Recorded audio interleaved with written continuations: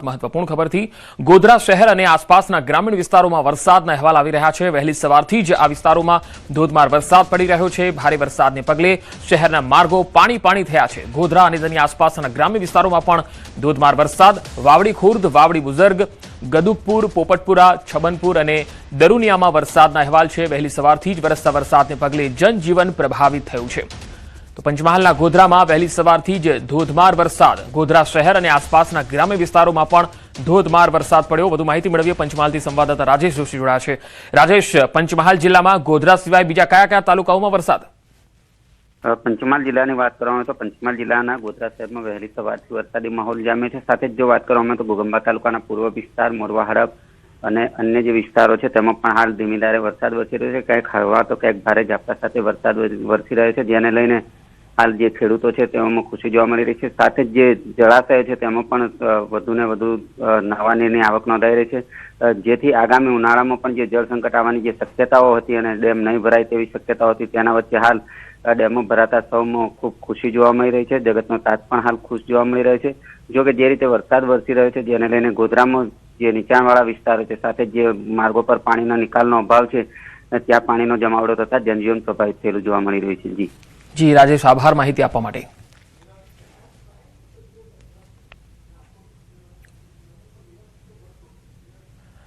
તો ગોધરા બાદ વાત દક્ષિણ ગુજરાતના વલસાડની। વલસાડ જિલ્લામાં વરસાદી માહોલ બરાબર જામ્યો છે। વલસાડ શહેર અને આસપાસના વિસ્તારોમાં ધોધમાર વરસાદ, જિલ્લાના ધરમપુર, કપરાડા અને નાના પોઢા તાલુકામાં પણ છૂટો છવાયો વરસાદ પડી રહ્યો છે।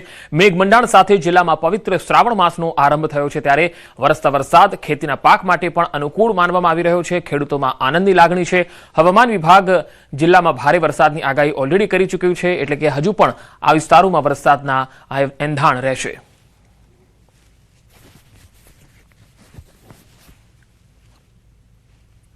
વાત હવે ઉત્તર ગુજરાતની કરીએ તો અહીંયા બનાસકાંઠાના વડગામ તાલુકાથી આવી રહ્યા છે અહેવાલ। વડગામ તાલુકાના જલોત્રા ગામમાં મેઘરાજાએ ધમાકેદાર બેટિંગ કરી છે અને માત્ર 4 જ કલાકમાં 3.5 ઇંચ જેટલો વરસાદ ખાબક્યો। ભારે વરસાદને પગલે ગામના મુખ્ય માર્ગો અને નીચાણવાળા વિસ્તારોમાં વરસાદી પાણી ભરાઈ જતા જનજીવન પર અસર જોવા મળી। લાંબા વિરામ બાદ જિલ્લામાં વરસેલા વરસાદથી ચોમાસુ પાકને નવું જીવનદાન મળવાની આશા છે। વરસાદના કારણે ખેતરોમાં પાણી પહોંચતા ખેડૂતોમાં ખુશીની લહેર પણ જોવા મળી છે। વધુ માહિતી મેળવીએ સંવાદદાતા બનાસકાંઠાથી કિશોર તુવર જોડાયા છે। કિશોર, વડગામની અંદર જ વરસાદ છે કે બાકીના તાલુકાઓમાં પણ અત્યારે વરસાદ પડી રહ્યો છે? ચોક્કસથી મંત્રી, ગઈકાલે જે વડગામની અંદર વરસાદ પડ્યો હતો તેને લઈને લોકોમાં ખુશીનો માહોલ છે, કારણ કે વડગામ વિસ્તારની જે દરિયા વિસ્તાર છે તે વિસ્તારોની અંદર 4 કલાકમાં 3 ઇંચ કરતા પણ વધુ વરસાદ ખાબક્યો હતો। તેને લઈને અનેક જે નીચાણવાળા વિસ્તારો હતા તે વિસ્તારોની અંદર પાણી ભરાયા હતા અને પાણી ભરાતા જે જનજીવન પણ અસ્તવ્યસ્ત બન્યું હતું। પરંતુ મહત્વની વાત તો એ છે કે લાંબા સમયથી ખેડૂતો જે વરસાદની રાહ જોઈને બેઠા હતા અને વરસાદ વરસતા ખેતીના પાકને જે છે તે સજીવન બન્યા છે। પંકજ। જી કિશોર, આભાર માહિતી આપવા માટે। તો બનાસકાંઠાથી જલોત્રા ગામથી અહેવાલ આવી રહ્યા છે। હવે આગળ વધીએ વાત। 2 દિવસ કેટલાક જિલ્લામાં અતિ ભારે વરસાદની આગાહી છે। આજની જો વાત કરીએ તો આજે દાહોદ, છોટાઉદેપુર, નર્મદા અને તાપીમાં ધોધમાર વરસાદની આગાહી છે। છૂટાછવાયા સ્થળો પર ભારે વરસાદ પડી શકે છે। હવામાન વિભાગે આગાહી કરી છે આગામી 7 દિવસ અહીંયા મધ્યમ વરસાદની સંભાવના રહેશે।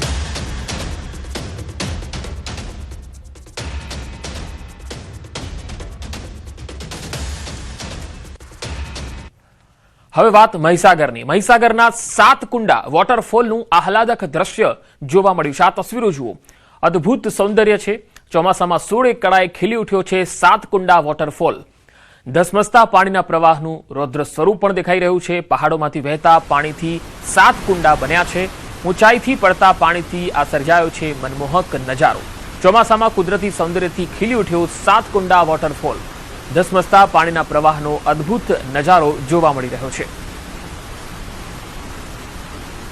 પહાડોમાંથી વહેતા પાણીથી સાતકુંડા છે, જે અલગ અલગ જગ્યાએથી ત્યાં પાણી વહી રહ્યું છે, જેનાથી સુંદર સૌંદર્ય દેખાઈ રહ્યું છે, જાણે પ્રકૃતિ ખીલી ઉઠી હોય એ પ્રકારનું દ્રશ્ય। સાતકુંડા વોટરફોલનું આ આહલાદક દ્રશ્ય, 16 કળાએ ખીલી ઉઠ્યો છે આ વોટરફોલ।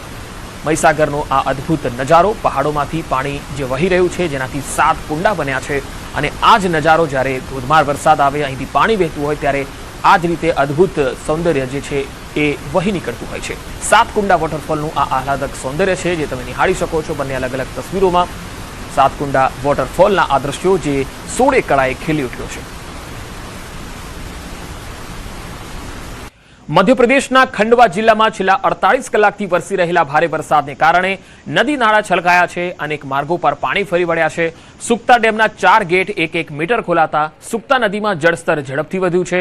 પુનાસા અને પંદાના વિસ્તારમાં ખેતરોમાં ઘૂંટણસમા પાણી ભરાતા પાકને નુકસાન થયું છે. જ્યારે સોમગાંવ કરોલી માર્ગ ઘોડાપુરના કારણે બંધ કરાયો છે. ખંડવાના રેલવે અંડરપાસમાં 2 વાહનો પાણીમાં ફસાઈ ગયા હતા. જો કે ચાલકો સુરક્ષિત બહાર નીકળી ગયા. જિલ્લામાં સરેરાશ 89.4 મિલીમીટર વરસાદ નોંધાયો છે. વહીવટી તંત્રએ નીચાણવાળા વિસ્તારોમાં એલર્ટ જાહેર કરીને લોકોને પાણીના તેજ પ્રવાહથી દૂર રહેવા અપીલ કરી છે. ये हुआ है मेरे आगे की जो गाड़ी जा रही थी उसके पीछे मैंने भी गाड़ी डाल दी थी पर वो अगली गाड़ी बंद हो गई उसके कारण मेरी गाड़ी रुक गई थी. अब रुकने में मैंने इसी चक्कर में पीछे लिया. मैंने कहा यार ऐसे नहीं फंस जाए आगे जाके. वो आगे फंसने के चक्कर में इधर उतर गई बेदरे में.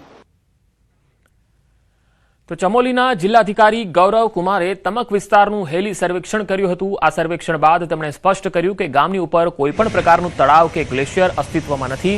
તેમણે જણાવ્યું કે પ્રાથમિક આકલન પ્રમાણે વરસાદ દરમિયાન પહાડો પર 3 થી 4 વરસાદી નાળાઓ ભેગા થઈને એક તેજ પ્રવાહવાળો નાળો બની જાય છે. આ નાળો મોટી માત્રામાં કાટમાળ અને મોટા પથ્થરોને નીચાણવાળા વિસ્તારોમાં લાવીને ભારે તબાહી મચાવે છે. પરિસ્થિતિનો સચોટ અને વૈજ્ઞાનિક અહેવાલ તૈયાર કરવા માટે ટૂંક સમયમાં વૈજ્ઞાનિકોની એક ટીમને ઘટના સ્થળે મોકલવામાં આવશે. બે અલગ અલગ તસવીરોમાં તમે જોઈ શકો છો વાદળ ફાટતા લોખંડનો જે બ્રિજ છે એ પણ અહીંયા ધરાશાયી થઈ ગયો, તૂટી ગયો. ગામની ઉપર તળાવ કે ગ્લેશિયર નથી એટલે આ તસવીરોમાં તમે જોઈ શકો છો 4 નાળા ભેગા થઈને એક મોટો પ્રવાહ બનાવે છે અને જ્યારે આ પાણીનો ધસમસતો પ્રવાહ વહેતો થાય ત્યારે આવા દ્રશ્યો જોવા મળે છે. હવે રાયગઢથી જે તસવીર આવી રહી છે એ આપને બતાવીએ. છત્તીસગઢના રાયગઢથી આ તસવીરો આપ જોઈ રહ્યા છો. ભારે વરસાદને કારણે કેલો નદીમાં ઘોડાપુર આવ્યું છે. કયા ઘાટ પુલથી ઉપર સુધી પાણી પહોંચી ગયું છે. આવાગમન બંધ છે. કેલો ડેમના ગેટ ખોલાયા બાદ નદીનું જળસ્તર સતત વધતું જઈ રહ્યું છે. વહીવટી તંત્ર દ્વારા આસપાસના વિસ્તારોમાં એલર્ટ જાહેર કરાયું છે.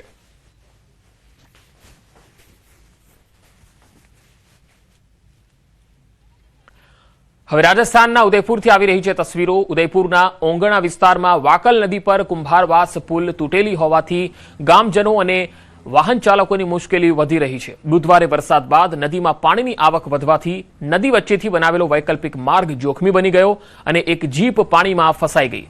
ટ્રેક્ટરની મદદથી જીપને બહાર કાઢવાના કલાકો સુધી પ્રયાસો કરવામાં આવ્યા પરંતુ સફળતા મળી નહોતી. આ ઘટનાનો વિડીયો સોશિયલ મીડિયામાં વાયરલ થયો છે. ગામજનોએ તૂટેલી પુલિયાનું વહેલી તકે નિર્માણ કરાવવા અને ત્યાં સુધી સુરક્ષિત વૈકલ્પિક માર્ગ બનાવવાની માંગ કરી છે.